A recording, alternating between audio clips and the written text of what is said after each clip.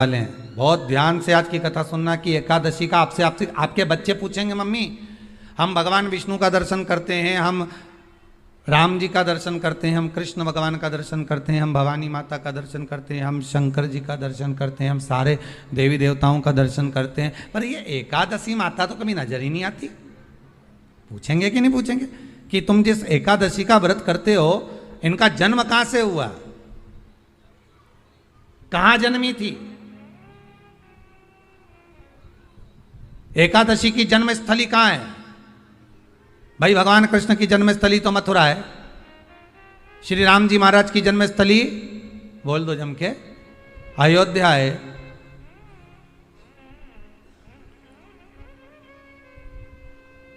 कोई आपसे पूछ ले कि एकादशी की जन्मस्थली कहां है तो आधे लोग तो बाल खुजाने में लग जाएंगे कि एकादशी आखिर पैदा कहां हुई थी, जन्म कहां लिया था, इसका जन्म हुआ कहां था, कहां जन्मी थी ये?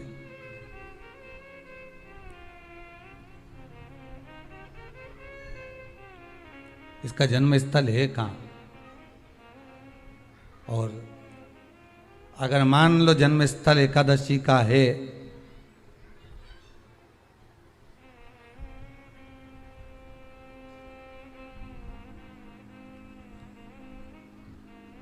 और एकादशी अगर जन्मी है, उसका जन्म हुआ है और दुनिया के लोग इतना व्रत करते हैं, उपवास करते हैं, तो फिर इसका जन्म स्थल कहां होगा?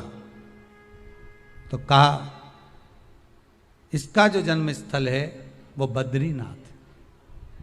कहां पर है? बद्रीनाथ। और उस बद्री विशाल में भी एक गुफा जिसका नाम है हेमवती। क्या नाम है? हेमवती। उस गुफा में एकादशी का जन्म स्थल है। बद्री विशाल में हेमवती गुफा जो 12 योजन अंदर प्रवेश करने जितनी है, 12 योजन की गुफा के अंदर, हेमवती के अंदर एकादशी का प्रागट्य हुआ था, एकादशी का जन्म हुआ था।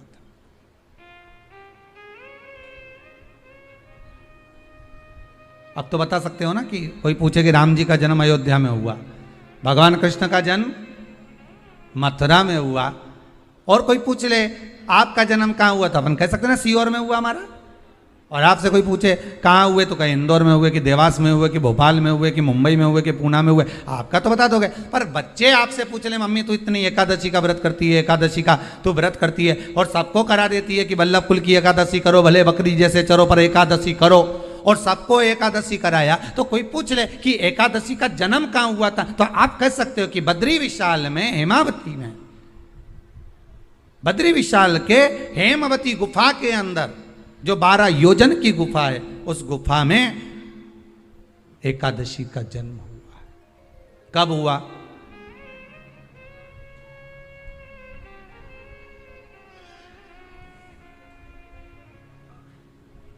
जन्म होने का कारण, राम जी के जन्म होने का कारण था रावण का संहार। भगवान कृष्ण के जन्म होने का कारण था कंस का संहार। नरसिंह भगवान के जन्म होने का कारण, प्रकट होने का कारण था हिरण्यकशिपु का संहार। वराह भगवान के प्रकट होने का कारण था कि पृथ्वी को जल पर लाकर ठहराना, हिरण्याक्ष का। इसके जन्म का कारण क्या है? तो कहा इसके जन्म का केवल एक कारण है। सतयुग में, अब एक और बात का बहुत ध्यान दीजिएगा महाराज, सतयुग एक बार नहीं हुआ कि तुम सोचो कि सतयुग के बाद में द्वापर, त्रेता आ गया, त्रेता के बाद द्वापर आ गया, द्वापर के बाद कलयुग आ। एक सतयुग नहीं है, एक त्रेता नहीं है, एक द्वापर नहीं है, ना जाने कितने कितने सतयुग निकल गए, ना जाने कितने कितने द्वापर, त्रेता, कलयुग, ना जाने कितने निकल गए।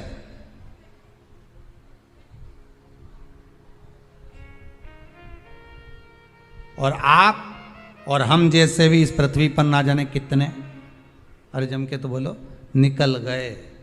पृथ्वी वहीं की वहीं है, जिस मकान में रहते हो वो मकान भी वहीं की वहीं है, बस कभी कभी एकदम प्लाट हो जाता है, फिर उस पर वापस बन जाता है, फिर क्लीन, फिर बन गया, फिर क्लीन, फिर बन गया। ना जाने कितने कितने कितने कितने जन्म हम ले चुके हैं, और हमारे भी आगे का जन्म कितने जन्म होते रहेंगे। जमीन वहीं की वहीं रह जाएगी और अपन चले जाए, बस वो जगह वहीं रह गई। जो पहले परदादाजी की थी दादाजी को मिल गई, दादाजी की थी पिताजी को मिल गई, पिताजी की थी उनके बेटे को मिल गई, उनके बेटे से उनको बेटों को मिल गई। मिलते मिलते मिलते मिलते कब वो जमीन भी बिक गई समय की अवस्था में, फिर दूसरे की हो गई, और हम सोच कर रह गए कि ये हमारा है, हम इसके लिए लड़ाई करें, झगड़ा करें, हम केवल इस जमीन के लिए, जरा सी प्रॉपर्टी के लिए अदालत में खड़े, अपना समय बर्बाद कर दिया और जो पाना था वो छोड़ दिया। असली रजिस्ट्री तो ये शिव महापुराण की कथा है, जिसमें बैठकर आप 3 घंटा भगवान की भक्ति को जो धारण कर रहे हो, 3 घंटा जो भगवान की कथा को आप श्रवण कर रहे हो, 3 घंटा जो भगवान की भक्ति में आप डूबे हुए हो, 3 घंटा जो भगवत स्मरण में आप लगे हुए हो, बस यही असली रजिस्ट्री है, यही वहाँ काम आने वाली है। इसके सिवाय कुछ काम नहीं आएगा। धन दौलत माल खजाना सब पड़ा की पड़ा रह जाएगा।